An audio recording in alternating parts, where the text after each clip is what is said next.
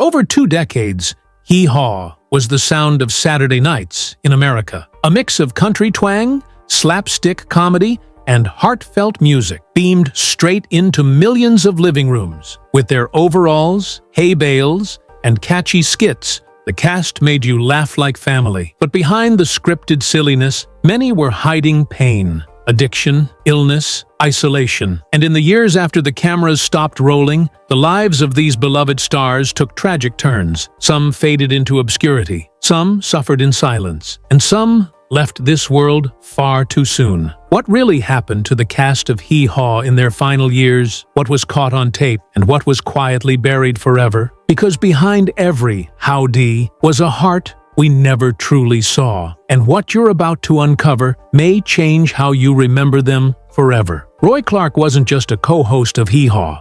He was its heartbeat. With his warm grin, lightning-fast fingers, and easy charisma, Roy made America feel like everything was going to be okay, even if only for half an hour. Born in Meherrin, Virginia in 1933, he was a prodigy. By the age of 14, he'd already mastered the banjo, guitar, and mandolin. Roy didn't just play music, he danced with it. And when Hee Haw launched in 1969, his star only burned brighter. But behind the polished performances, Roy was aging and fast. He continued performing well into his 70s, touring places like Branson, Missouri, where his theater drew thousands. But the travel wore him down. His health began to decline, heart issues, diabetes, a string of mini-strokes. Still, he rarely let on. In interviews, he downplayed his ailments. Just the usual rust, he'd joke, but friends knew better. In 2018, at age 85,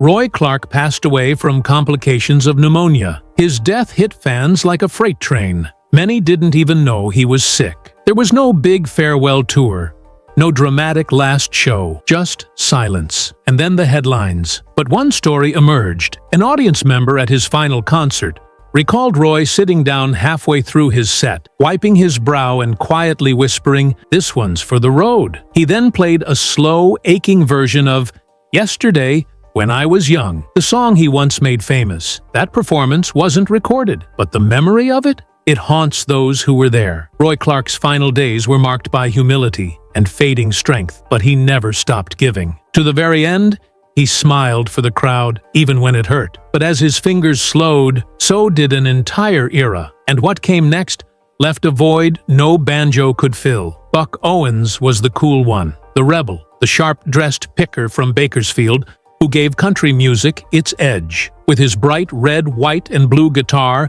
and no-nonsense grin, Buck was more than a co-host. He was a movement. The Bakersfield sound, with its raw twang and rock-infused rhythm, made Nashville nervous, but America loved it. When Hee Haw called, in 1969, Buck wasn't thrilled. A cornball comedy show? It wasn't exactly high art, but the money was good. So he signed on, and stayed for nearly 2 decades. Still, something never sat right. Buck later admitted that while Hee Haw brought him fame, it also boxed him in. He said it ruined his musical credibility. Privately, Buck carried wounds that laughter couldn't heal. 3 failed marriages. The tragic death of his guitarist and best friend Don Rich, something Buck never fully recovered from. He became withdrawn, obsessed with control, and surrounded himself with a shrinking circle of people he could trust. In his later years, Buck turned to business. He bought radio stations,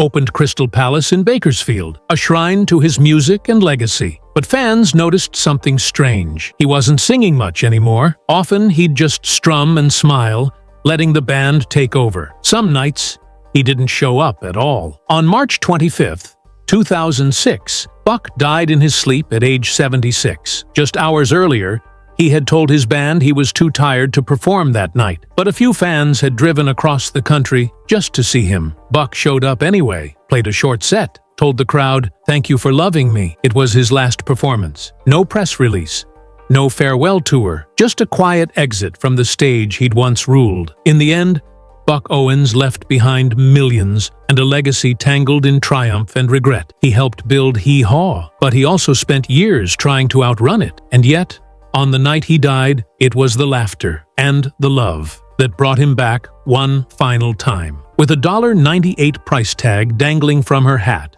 and a howdy that echoed across generations, Minnie Pearl became the face of country comedy. But behind the gingham dress and gap-toothed grin was Sarah Ophelia Colley Cannon, a college-educated woman with a razor-sharp wit and a heart heavy with burdens. Sarah wasn't just a character, she was a pioneer. In an era where female comedians were rare, she carved her place on the Grand Ole Opry stage, and later on, Hee Haw, where her folksy wisdom and southern sass made her a fan favorite. But playing Minnie came at a cost. Behind the scenes, Sarah battled depression. She once confessed that after every show, she'd remove the wig and cry. The pressure to be endlessly cheerful, to be Minnie, not Sarah, weighed her down. And in 1985, her world cracked open. Doctors found cancer. She underwent a double mastectomy and intense chemotherapy. Most would have retired, but not Sarah. She returned to the stage,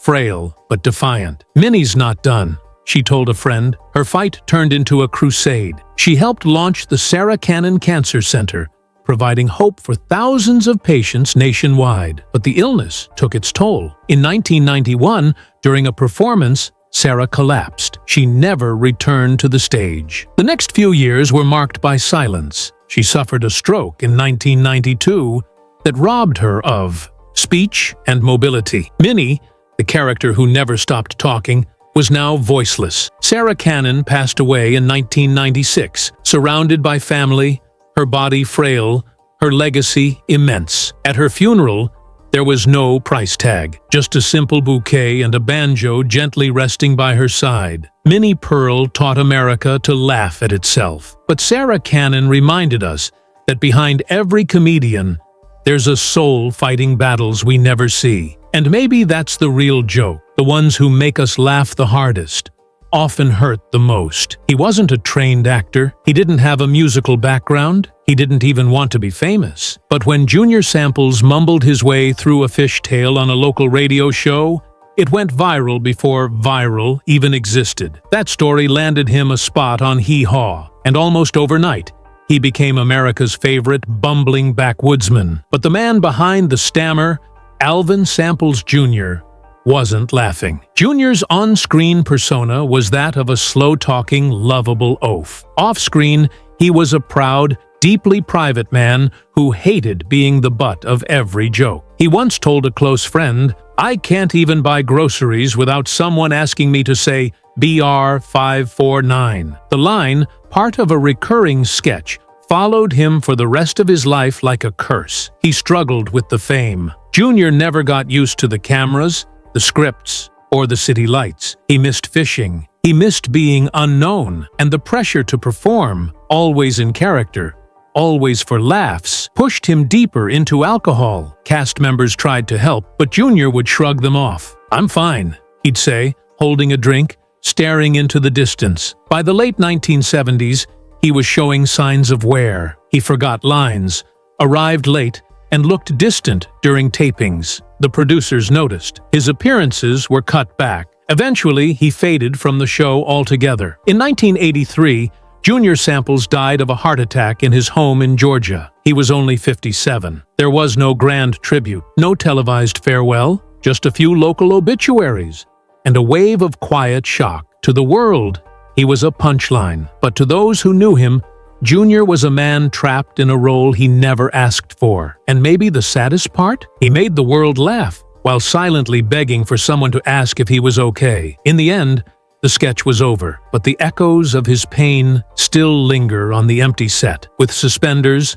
a bushy mustache, and a booming laugh, Louis Marshall Jones, better known as Grandpa Jones, looked like a man who had been old forever. But don't let the nickname fool you. Grandpa was full of fire. A banjo in hand, he brought a foot-stomping energy to Hee Haw that never faded, not even as his bones did. Born in 1913, he was a child of the Depression, raised hard and rural. That grit stayed with him all his life. He joined the Grand Ole Opry in 1946, but it was Hee Haw that made him a national treasure. Whether singing, cracking jokes, or yelling down a well, Grandpa Jones felt like America's favorite uncle, cantankerous, lovable, and wise in his own peculiar way. But behind the scenes, age was catching up. In the early 1990s, Jones began showing signs of decline. His walk slowed, his voice rasped. Still, he refused to retire. "The minute you stop,"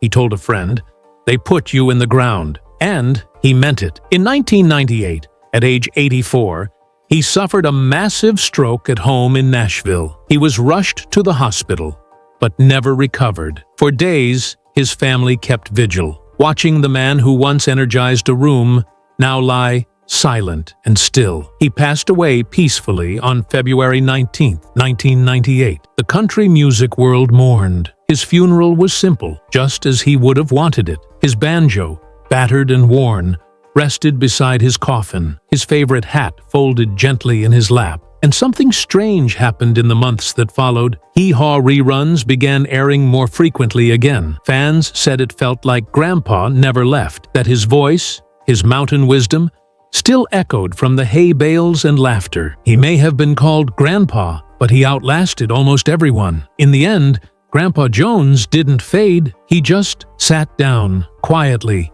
like an old storyteller finished with his tale. And now the silence he left behind speaks louder than the punchlines ever did. She was the bubbly one, the big laugh, the larger-than-life woman whose smile could light up the Hee Haw set. But Lulu Roman, born Bertha Louise Habel, was carrying something heavier than any joke ever written for her. Lulu didn't come from the spotlight. She was born in a home for unwed mothers, abandoned as a baby, and raised in an orphanage. She struggled with weight, identity, and self-worth from the start. By the time she joined Hee Haw in 1969, she had already battled addiction, arrests, and a deep loneliness masked by humor. Her rise on the show was meteoric. Audiences adored her. Big hair, bigger laughs. But behind the scenes, she spiraled. She missed shows, turned up late, and her drug use worsened. Eventually, she was suspended. For nearly 2 years,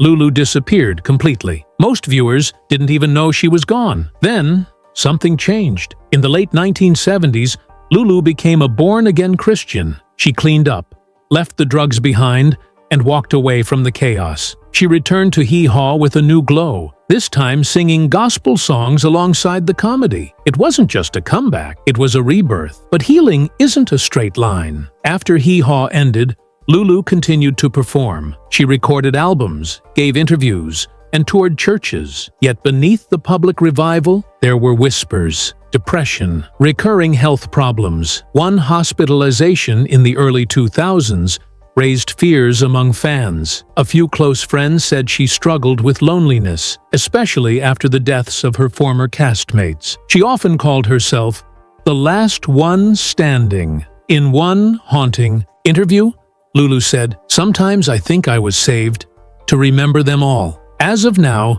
Lulu Roman is still alive, but her story isn't finished. It's stained with sorrow, shaped by faith, and held together by resilience. She may have fallen harder than most, but she got up, again and again. And in the quiet between the laughs, you can still hear her singing, holding on for one more day. They were the sparkle, the glamour, the sunshine in the cornfield. When people remember Hee Haw, they picture the jokes, the music, and the hay bales. But often, it's the women they remember most. The Hee Haw Honeys, as they were called, Misty Rowe, Gunilla Hutton, Lisa Todd, Barbie Benton, Janine Riley, and others, added more than just beauty to the show. They brought life, charm, and a sweetness that softened the slapstick and grounded the absurd. But after the cameras stopped rolling, most of them disappeared into silence, some by choice, others by circumstance. Misty Rowe joined Hee Haw in 1972. She was just 22 years old. With her long blonde hair,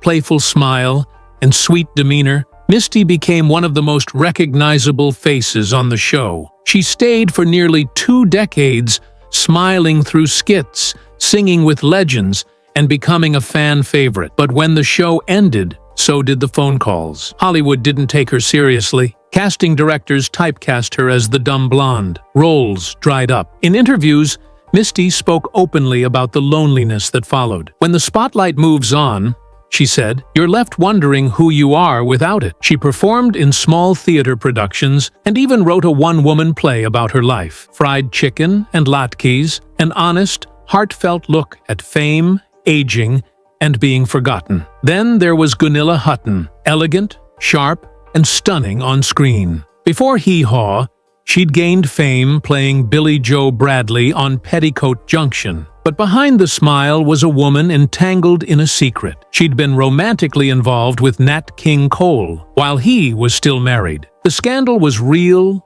painful, and left a permanent scar on her career. When Hee Haw ended, Gunilla retreated into privacy. She married, had a family, and vanished from Hollywood's radar. She rarely gave interviews, and those who tried to reach her found a locked door, not out of bitterness, but out of protection. Some wounds never fully heal. Lisa Todd, one of the show's more glamorous honeys, brought a sultry charm to the stage. She was funny, sharp, and often played the straight woman in the madness around her. But when the show ended, Lisa, too, disappeared. She gave no press, did no interviews, and left the industry completely. Her last known public appearance was in the 1980s. Beyond that, no one really knows what became of her. Barbie Benton, once Hugh Hefner's girlfriend and a cover model for Playboy, made recurring appearances on Hee Haw in the early years. She used the show to launch a brief music career, releasing several country pop albums. But by the late 1980s, she retired from entertainment entirely to raise a family in Aspen, Colorado. Though she remained financially secure, she, too, avoided the spotlight that once chased her. In a rare interview, she admitted, "It was fun, but exhausting. After a while, I just wanted to be me again." And what about the others? Diana Scott, Victoria Hullman, Kathy Baker, famously known as Miss Hee Haw, who stood in the cornfield and simply smiled. She never spoke a word on the show, but viewers adored her. After Hee Haw, she returned to a quiet life in California and kept her story to herself. These women weren't just set pieces. They weren't just eye candy. They were integral to the soul of Hee Haw. But when it was over, most of them were quietly shelved. Few received awards. Fewer still were celebrated. Some struggled financially. Others suffered emotionally. They were famous for a moment and forgotten for a lifetime. One former cast member said it best. They gave America something pure, something innocent. And when America changed, it didn't know what to do with them anymore. And perhaps that's the quiet tragedy. These women spent years smiling for the cameras. They laughed, danced, and played characters that millions loved. But their final years weren't lived in limelight. They weren't surrounded by applause. They faded, slowly, like the end credits on an old VHS tape. And yet, their impact endures in reruns, in memories, in stories passed down through generations, because behind every Hee Haw honey was a real woman, with dreams, with fears, with stories that were never told. And now, all these years later, we're finally ready to listen. When Hee Haw first hit the airwaves in 1969, no one expected it to last. A country comedy variety show? Cornfield skits and banjo tunes? The critics laughed, for the wrong reasons. But America didn't just watch Hee Haw, it embraced it. And the cast? Roy Clark, Buck Owens, Minnie Pearl, Junior Samples, Grandpa Jones, Lulu Roman, they became family. For 23 years, Hee Haw filled living rooms with laughter, music, and rural wisdom. It outlived critics, trends, and even networks. But when the show finally ended in 1993, it didn't go out with a bang. It just stopped. No grand finale, no curtain call, just a final episode, taped in silence. And for many of the cast members, that silence grew louder in the years that followed. Roy Clark passed in 2018, humble and kind to the end. Buck Owens died alone in his sleep in 2006, still wrestling with the legacy he helped build. Minnie Pearl, once the face of the Opry, lost her voice and spent her final years in a wheelchair, watching reruns of herself cracking jokes she could no longer deliver. Junior Samples died young, his life shortened by the pressures of being someone he never meant to be. Grandpa Jones fought until his final breath, refusing to quit until his body made the decision for him. Lulu Roman still survives, but often speaks as though she's the last witness to something no one else remembers. And the others? Most vanished quietly, some to small towns, others to nursing homes, and a few into complete obscurity. There were no documentaries, no national tributes, no Emmys, just reruns, drifting through rural television networks like echoes from a world that no longer existed. But the show itself never really died. Even now, old clips surface on YouTube. TikTok users remix PFFT You Was Gone into comedy skits. Grandchildren of original fans stumble across grainy footage and laugh for the first time at jokes written before they were born. In a strange way, Hee Haw froze in time. The cast is forever young, forever laughing. Every sketch, every song, every moment, locked in a golden amber of nostalgia. But nostalgia can be cruel. It preserves the joy, but forgets the people who carried it, the pain they buried, the battles they lost off camera. The slow fade into irrelevance. Most of them lived long enough to realize the world had moved on, that fame is fleeting, and that the laughter they gave millions was rarely returned when they needed it most. Still, there's something powerful in what they left behind. In a world that's grown louder, darker, and more cynical, Hee Haw reminds us of something simpler, a barn full of music, a bad joke followed by a real laugh, a haystack, a banjo, and a group of misfits who made America feel like home, even if only for an hour. So what really happened to the cast of Hee Haw? They lived, they loved, they hurt, they aged, and one by one, they left. But they left us something priceless, a moment in time where the world slowed down and everyone, rich or poor, sat back and laughed together. Maybe that's the true legacy, because in the end, Hee Haw wasn't just a TV show, it was a family. And now, as the last lights dim on the Cornfield stage, we finally understand just how much they meant to us.